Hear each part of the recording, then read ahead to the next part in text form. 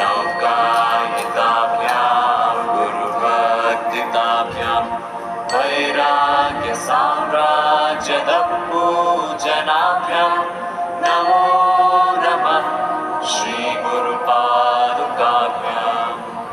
कवित्ववाराशिनिशाकराभ्यां दौर्भाग्यदावाबुधमालिकाभ्यां दूरीकृतानं रविपत्रिताभ्यां नमो नमः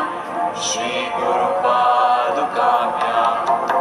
तथाययो श्रीपतितां सदीयो कदाचिदप्याशु दरिद्रवर्या मूकाश्च वाचस्पतितां हिताभ्यां नमो नमः श्रीगुरुपादुकाभ्यां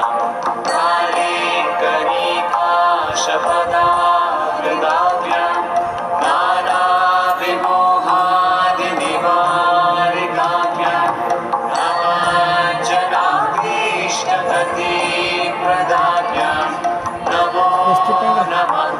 श्रीगुरुपादुकाभ्यां कृपाणिमौळि भजरत्नकान्ति सरिद्विराज चषकन्यकाभ्यां प्रपद्पदाभ्यां नतलोकपङ्क्तेः नमो नमः श्रीगुरुपादुकाभ्यां पापान्धकारात्परम्पराभ्यां तापत्रयाहीन्द्रखगेश्वराभ्यां जाड्याद्रिसंशोषण